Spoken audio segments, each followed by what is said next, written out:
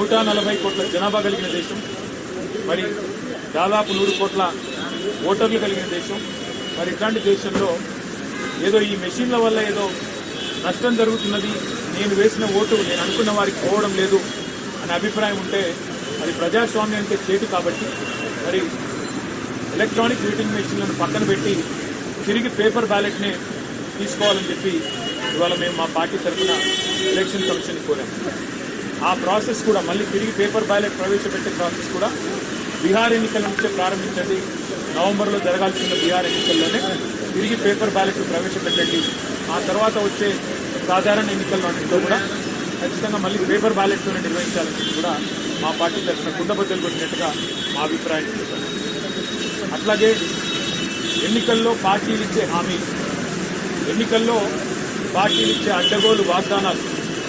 ఈరోజు తెలంగాణనే ఎగ్జాంపుల్గా తీసుకుంటే కాంగ్రెస్ పార్టీ ప్రజలకు అరిచేతిలో వైకుంఠం చూపెట్టి 420 హామీలు ఇచ్చి ఇష్టం వచ్చినట్టుగా నోటికి ఎంత వస్తే అంత అడ్డగోలు మాటలు చెప్పి ఒక వేలం పాటలాగా, ఒక అర్రాసు పాటలాగా నోటికొచ్చిన వాగ్దానాలు చెప్పి ప్రజల్ని మోసం చేసి మభ్యపెట్టి ఓట్లు సంపాదించింది. మాకంటే 1.8% ఓట్లు ఎక్కువగా సాధించి ఇవాళ ప్రజల్ని 100 రోజుల్లోనే అన్ని వాగ్దానాలు అమలు చేస్తామని చెప్పి గ్యారంటీ కార్డులు ముద్రించి చివరికి స్టాంప్ పేపర్ల మీద అఫిడవిట్లు కూడా మరి ఇచ్చి ప్రజల్ని ఎట్లా వంచిందో, గుడిలో దేవుడి ముందు కూడా బాండ్ పేపర్లు పెట్టి ఎట్లా వంచినారో ప్రస్తుత ముఖ్యమంత్రి గారు, ఉప ముఖ్యమంత్రి గారు, ఇంకా ఇతర కాంగ్రెస్ పార్టీ నాయకులు, అది కూడా మేము సవివరంగా ఎక్స్ప్లెయిన్ చేయడం.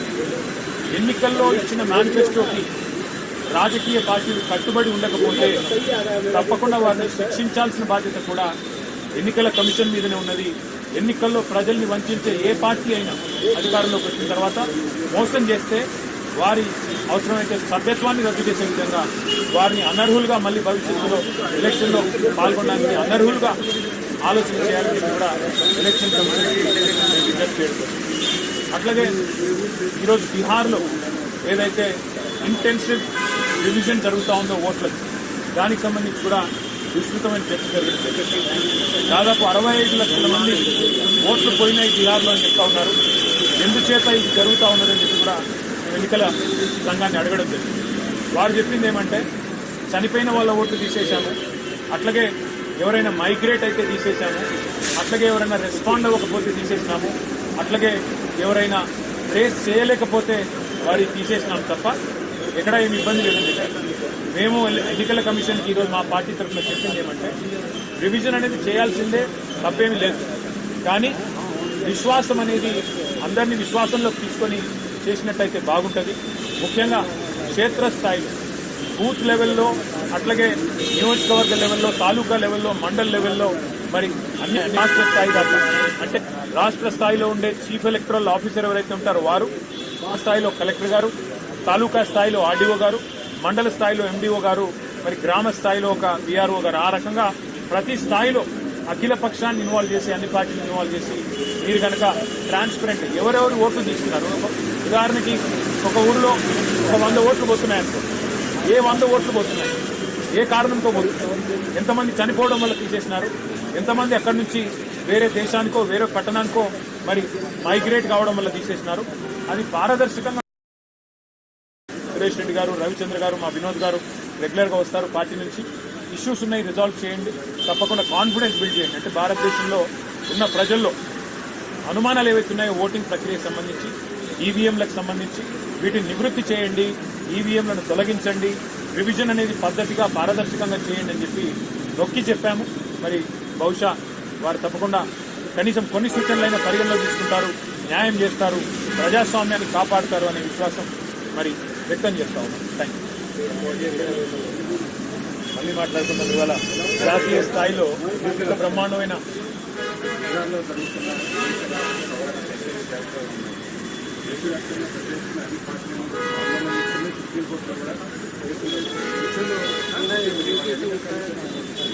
రాబోయే రోజుల్లో ఎంతో లేదు న్యాయస్థానాన్ని ఆశ్రయించాలి ఆ రకంగా బీఆర్ఎస్ ఇది అవకాశం. ఇవాళ బీహార్లో జరిగిన దానిలో ఉన్న లోపాలు కనుక మనం అరికట్టకపోతే రేపు తెలంగాణలో కూడా జరుగుతుంది.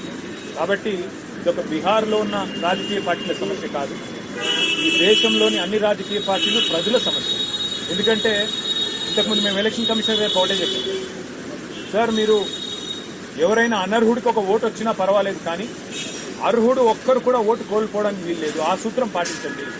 అర్హత గల ఏ ఒక్క వ్యక్తి, మహిళ కానీ పురుషుడు కానీ ఎట్టి పరిస్థితుల్లో ఓటు కోల్పోకూడదు అనే మాట వారికి చెప్తే వారు కూడా ఏకీభవించారు.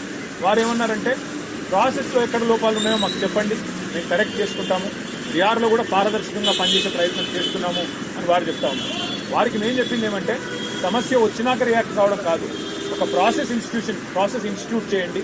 తాలూకా లెవెల్ దాకా, మండల్ లెవెల్ దాకా కూడా మీరు అన్ని పార్టీలను సంప్రదింపుల్లోకి తీసుకొని, కాన్ఫరెన్స్లో తీసుకొని, అవసరమైతే మండల్ లెవెల్లో కూడా కమిటీలు ఏర్పాటు చేసి అందులో ప్రతి పార్టీకి కూడా భాగస్వామ్యం కల్పించినట్టయితే ఏ ఓట్లు పోతున్నాయి, ఎందుకు పోతున్నాయి అనే లిస్టు అవసరమైతే అక్కడికక్కడే డిస్ప్లే చేయగలిగితే పంచాయతీ ఉండదని చెప్పి వారికి చెప్పాము. వారేమన్నారంటే పార్లమెంట్లో గొడవ చేయడం కాదు, వాళ్ళందరినీ వచ్చి మాకు కూడా చెప్పమనండి, మేమేం తప్పు చేస్తున్నామో చెప్పమనండి, మేము కూడా చెప్తాము సమాధానం, అంతేగాని మమ్మల్ని బయట అంటే లాభం లేదు, మీలాగా వాళ్ళని కూడా రమ్మనండి, మేము టైం ఇస్తాము, వచ్చి చెప్పమనండి, మాకు అభ్యంతరం లేదన్నారు. మేమైతే బీహార్ ప్రజల తరఫున, భారతదేశ ప్రజల తరఫున ఆ ప్రజల్లో ఉన్న అనుమానాలను గట్టిగా ఎలక్షన్ కమిషన్ చేసి తెచ్చాము. మరి వారు కొన్ని చిన్న చిన్న సవరణలు చేసుకుంటే దేశానికి మంచిది, ప్రజాస్వామ్యం.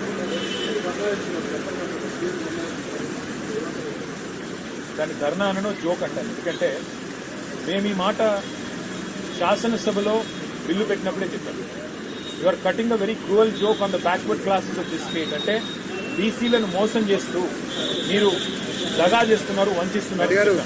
ఇవాళ నేను ఒకటి అడుగుతా ఉన్నా, మీరు సమాధానం ముఖ్యమంత్రి గారిని అడగాలని చెప్పి నేను కోరుతా ఉన్నాను. 42% రిజర్వేషన్లు అని ఢిల్లీకి వచ్చి డ్రామా చేస్తా ఉన్నాను. నేను కాంగ్రెస్ పార్టీని అడుగుతా ఉన్నాను, మీరు బీసీకి 20,000 కోట్ల బడ్జెట్ ఇస్తామన్నారు, 5 ఏళ్లలో 1,00,000 కోట్ల బడ్జెట్ బీసీలకు ఇస్తామన్నారు, బీసీ సబ్ ప్లాన్ పెడతామన్నారు. 42% రిజర్వేషన్ రాజకీయాల్లోనే కాదు, ఉద్యోగాల్లో, ఉపాధిలో, ప్రభుత్వ కాంట్రాక్టుల్లో కూడా ఇస్తామన్నారు. నేను ముఖ్యమంత్రి గారిని అడుగుతున్నా, ప్రభుత్వాన్ని అడుగుతున్నా, కాంగ్రెస్ పార్టీని అడుగుతున్నా, మీ చేతుల్లో ఉన్నాయేమో చేస్తలేరు. మీ చేతుల్లో బీసీ సబ్ ప్లాన్ ఉన్నది, చేయండి. మీ చేతుల్లో బీసీలకు 1,00,000 కోట్ల బడ్జెట్ ఇచ్చే అవకాశం ఉంది, చేయండి. 2 బడ్జెట్లు పెట్టారు, ఒక్కొక్క బడ్జెట్లో 20,000 కోట్లు అన్నారు, 2 బడ్జెట్లు కలిపి కూడా 20,000 కోట్లు పెట్టలేదు. అందులో ఖర్చు అయితే 10,000 కోట్లు కూడా దాటం లేదు. అందుకే మరి ముఖ్యమంత్రి గారిని, ప్రభుత్వాన్ని కోరేది, మీ చేతుల్లో ఉన్న పనులు ముందు చేయండి, అట్లయితేనే బీసీలు నమ్ముతారు. 42% రిజర్వేషన్ ఏ ఒక్క ప్రభుత్వ కాంట్రాక్ట్లను ఇప్పటివరకు ఈ 2 ఏళ్లలో ఇచ్చినారా? ఇవ్వలేదు. ఎంబీసీ మంత్రిత్వ శాఖ పెడతామన్నారు, ఎందుకు పెట్టలేదు? బీసీ సబ్ ప్లాన్ ఎందుకు పెట్టలేదు? ఏ కారణం చేత 42% రిజర్వేషన్ విద్యలో, ఉద్యోగాల్లో మీరు ఇస్తలేరు? కేవలం రాజకీయాలే కాదు కదా, రాజకీయాల్లో 42% వాటా